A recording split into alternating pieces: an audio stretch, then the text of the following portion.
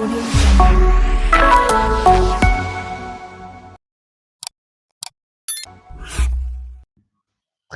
Assalamu alaikum warahmatullahi wabarakatuh. Alhamdulillahi rabbil alamin, summa salatu wassalamu ala rasulillahi Muhammad sallallahu alaihi wasallam.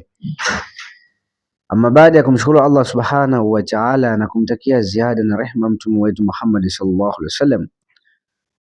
Ndugu zanguni katika imani, alhamdulillah, Allah katuamsha tukiwa salama usalimini, hatuna budi kusema alhamdulillah. Na ndugu zetu waliokuwa wagonjwa na afya zao ambazo haziko sawa, tunamuomba Allah subhanahu wa ta'ala, walioko mahospitalini, walioko nyumbani, awaponeshe maradhi yao, ajalie shifa katika maradhi yao, na waliokuwa na dhiki, Mwenyezi Mungu aondoshe dhiki yao kwa huruma yake na kwa mapenzi yake subhanahu wa ta'ala.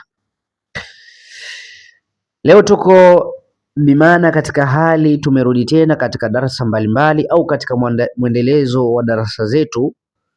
Lakini leo hii darasa yetu inazungumza au tunazungumzia nini? Leo hii tunazungumzia habari juu ya kuweza kurejeshewa kitu chako ulichoibiwa. Sio ulichodhulumiwa. Kuna vitu viwili tofauti hapa. Kuna kile ambacho umezulumiwa. Hichi sizungumzii kuhusu kudhulumiwa, yaani nazungumzia umeibiwa, na unajua sasa nimeshaibiwa kitu changu. Sasa unataka kitu chako kirudishwe nyumbani au sehemu yoyote ambayo umeibiwa.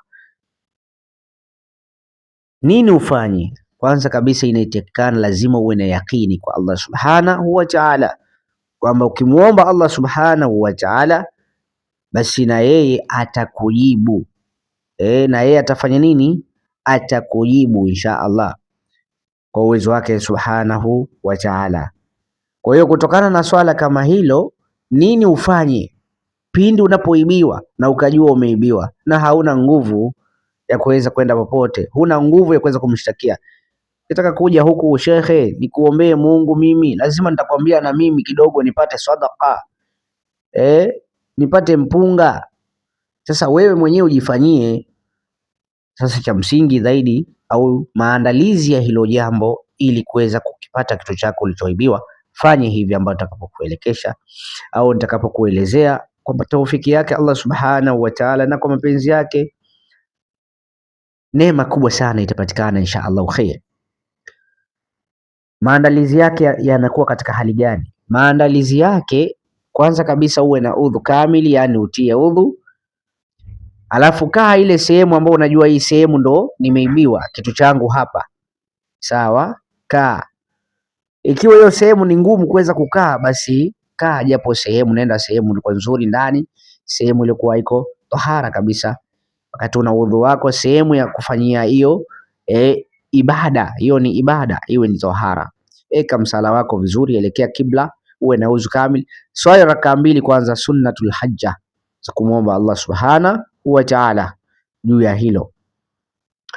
Ukimaliza hapo, msalie mtume wetu Muhammad sallallahu alaihi wasallam mara 100. Kabla ya kumsalia mtume, kwanza fanya istighfari mara 100, alafu msalie mtume wetu Muhammad sallallahu alaihi wasallam mara 100.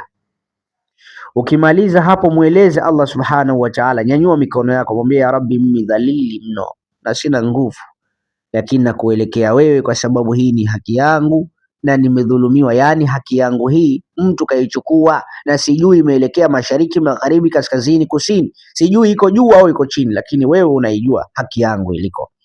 Na kuomba kupitia dua hii au aya hii, ili ya Rabbi unijalie kitu changu kirudishwe, kirudi, nikipate kitu changu. Hakika wewe katika kila jambo ni muweza. Ukimaliza kutia manuizi hayo, anza kusoma katika aya inapatikana katika suratul Luqmani, kama sikosei ni aya kama ya 16 hivi, kati ya 16 au 27, kati ya hapa, lakini ni suratul Luqmani, aya inayosema baada a'udhu billahi minash shaitani rrajim, ya bunayya innaha in takum mithqala habatin min khardal fatakun fi sakhirati au fi samawati au fil ardi yati biha Allahu inna Allaha latiful khabir. Narudia tena, ya bunayya, innaha in taku mithqala habatin min khardal fataqu fi sakhirati au fi samawati au fil ardi yati bihi Allahu inna Allaha latiful khabir. Narudia tena, ya bunayya innaha in taku mithqala habatin min khardal fataqu fi sakhirati au fi samawati au fil ardi yati bihi Allahu inna Allaha latiful khabir. Hii aya bimaana kwamba isome kwa 19.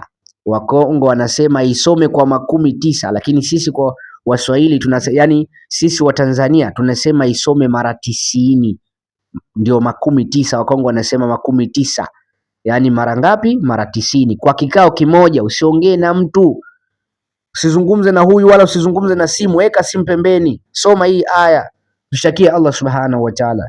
Ya bunayya innaha in takum mithqala habatin min khardalin fataqu fi sakhirati au fi samawati au fil ardi yati bihi Allahu inna Allaha latiful khabir. Basi ukishamaliza kusoma hii aya, alhamdulillah, muachie Allah subhanahu wa ta'ala, na hicho kitu kitakuja kwa maajabu makubwa.